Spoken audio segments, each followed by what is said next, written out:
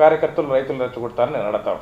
అయితే బాబు గారు ఇక్కడ ఆ రోజు కాదు ఒక్క మాట బాబు గారు, ఇప్పుడు ఆ రోజున అంగళ్ళలో బాబు గారిని అడ్డుకొని నానా రచ్చ నానా బీభత్సం సృష్టించినప్పుడు కానీ, అంతకుముందు మిమ్మల్ని 2-3 సార్లు మిమ్మల్ని అడ్డుకున్నప్పుడు కానీ, మీ పార్టీ కార్యక్రమాలని అడ్డుకున్నప్పుడు కానీ, పాపం వాళ్ళెవరో తెలుగుదేశం అభిమానులు ఉత్తరాంధ్ర నుంచి సైకిల్ యాత్ర చేసుకుంటూ తిరుపతి పోదామని వాళ్ళు వస్తే ఆ ఊరు బయట పొంగనూరు ఊరు బయట ఆయన ఎవరో లావుకుంటాడు, పేరు నాకు తెలియదు, కార్యకర్త పెద్దిరెడ్డి గారు అనుచరుడు అనుకుంటా, వాళ్ళని బట్టలు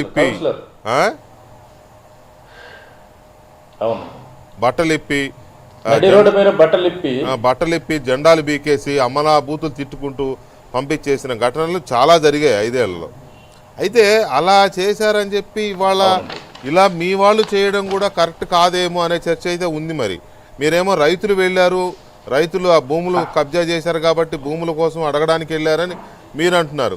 కానీ 10 రోజుల క్రితం మిథున్ రెడ్డిని ఆల్రెడీ ముందే అడ్డుకోవాలని అంటే తెలిస్తే ఆయన రాలేదని ఒకటి, అంతకుముందు రామచంద్రారెడ్డి గారిని రాకుండా అడ్డుకోవడానికి చేస్తే ఆయన వాయిదా వేసుకున్నాడని, ఇట్లాంటివి కూడా తెలుస్తున్నాయి కదా.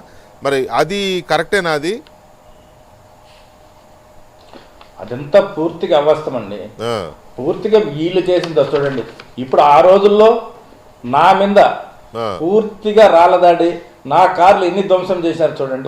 ఒక్కొక్క ఫొటోస్ ఒక్కొక్క వీడియోస్ చూడండి. ఎన్ని రోజులు రాళ్ళదాడి. నేను ఇంట్లో నుంచి బయట వెళితేనే ఎక్కడ చూసినా రాళ్ళదాడి.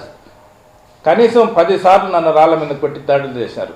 అదేవిధంగా పొంగునూరు పట్టణంలో నేను ఆఫీస్ పెట్టుకుంటే ఆఫీస్ మీద రాళ్ళదాడి చేసి జేసీబీలు పంపించి కొట్టి అక్కడున్న లోపలున్న ఎన్టీఆర్ విగ్రహాన్ని ఎత్తి బయట పారేసి కనీసం నాకు ఆఫీస్ లేకుండా రోడ్డు మీద నేను కాపురం చేశాను 2 సంవత్సరాలు కార్యకర్తలు పెట్టుకొని. అటువంటి కార్యక్రమాలు ఎన్ని చేశారు.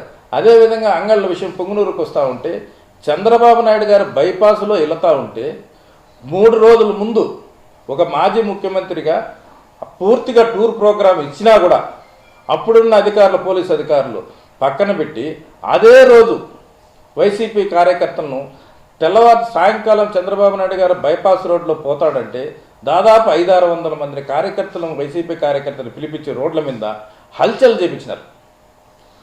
ఏ ముఖ్యమంత్రి, మాజీ ముఖ్యమంత్రి వస్తూ ఉంటే కనీసం అదే రోజు పూర్తిగా విధ్వంసం సృష్టించాలని చెప్పి ఆ రోజు కూడా హల్చల్ చేసి లేనిపోని అవాంతరాలు చేసి వాళ్ళు రెచ్చగొట్టి పోలీసులు రెచ్చగొట్టేసి మా కార్యకర్తల మీద అంతా తప్పుడు కేసులు పెట్టి అందరినీ 6 నెలలు జైలు పాలు చేసినారు.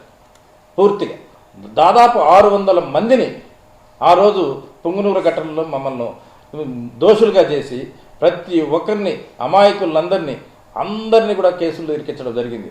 ఇటువంటి తప్పుడు కేసులు, తప్పుడు విధానం వాళ్ళకు అలవాటు. కానీ తెలుగుదేశం నాకు ఇంతవరకు ఎక్కడ కానీ ఏ కార్యకర్తలు కొట్టినట్టు కంప్లైంట్ ఉందండి?